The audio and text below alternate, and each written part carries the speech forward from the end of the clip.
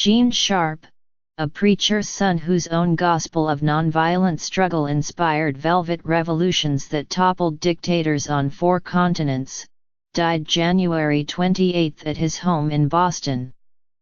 He was 90. His death was announced by Jamila Rakib, an Afghan refugee who is the executive director of the Albert Einstein Institution, which Dr. Sharp founded in 1983 to promote indigenous regime change that does not invite violent retaliation. His strategy was adopted by insurgents in the Baltics, Serbia, Ukraine, Burma, now Myanmar, and Egypt, during the Arab Spring turmoil.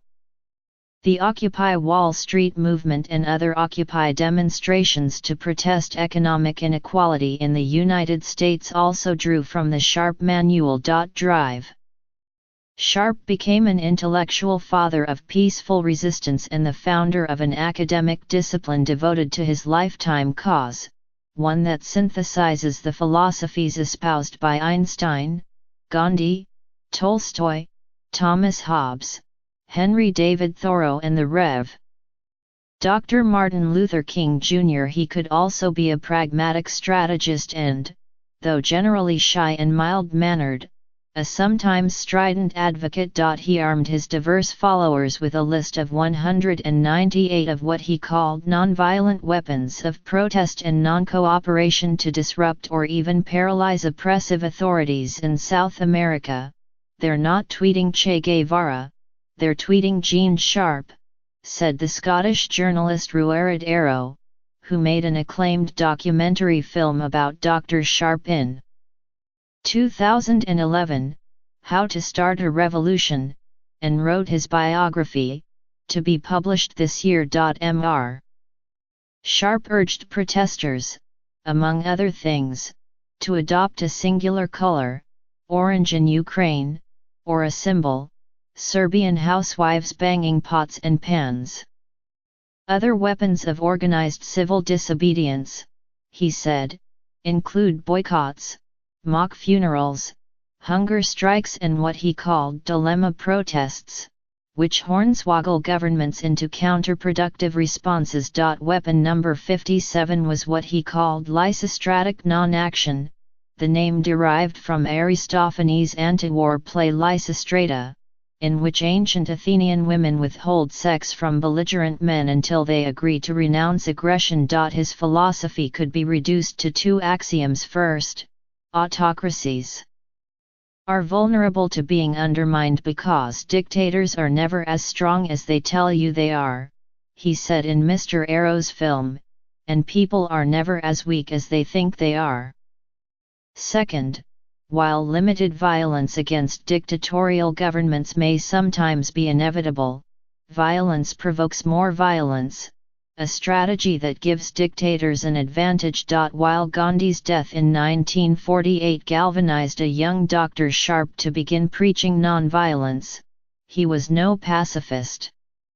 He admired Gandhi less for his ethical commitment to the cause than for his rejection of passive submission and his tactical success with nonviolent alternatives.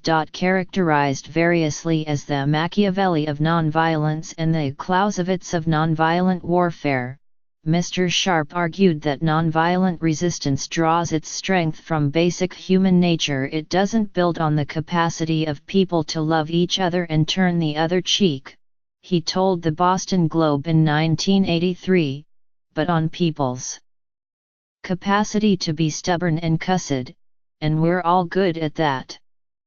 Dr. Sharp worked out of his East Boston townhouse, where he cultivated rare orchids.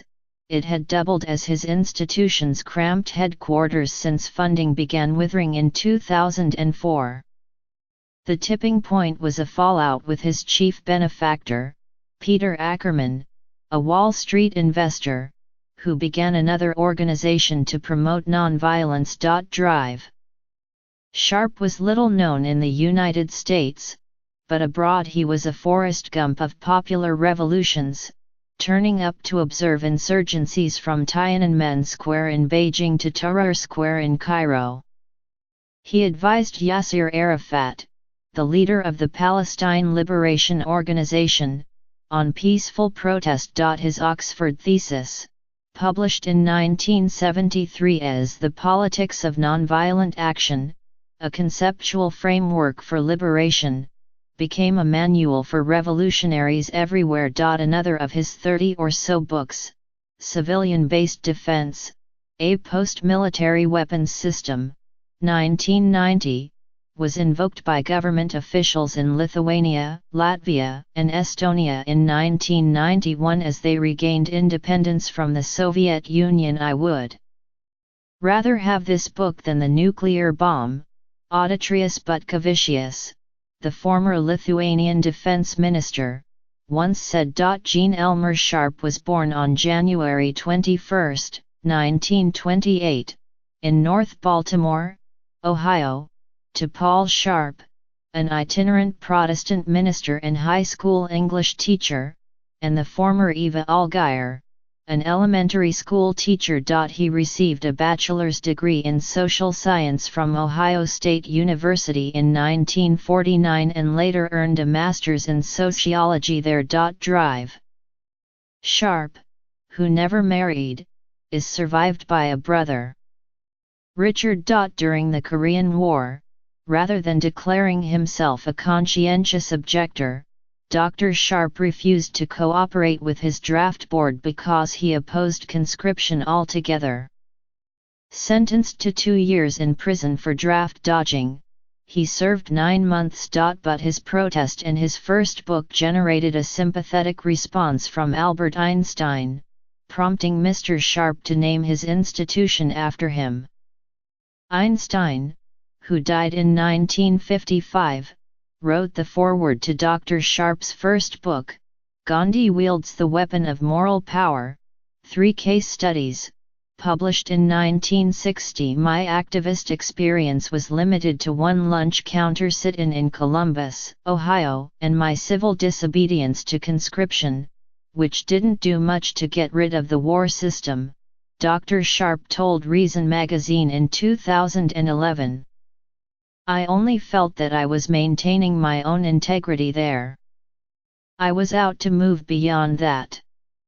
After prison, to pay his rent in Brooklyn, he held various jobs, including operating an elevator in a hospital and rat-proofing apartments in Harlem. After serving as a secretary to the Dutch-born American pacifist A.J. Must, he left for London to become an editor of Peace News, a weekly.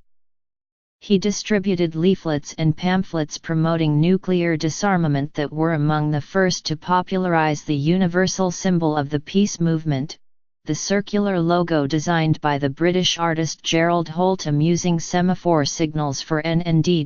Mr. Sharp later studied at the University of Oslo and at Oxford, where he earned a doctorate in 1968. In addition to founding the Einstein Institution and serving as its senior scholar, Mr. Sharp was a professor emeritus of political science at the University of Massachusetts Dartmouth and a researcher at the Weatherhead Center for International Affairs at Harvard. Mr.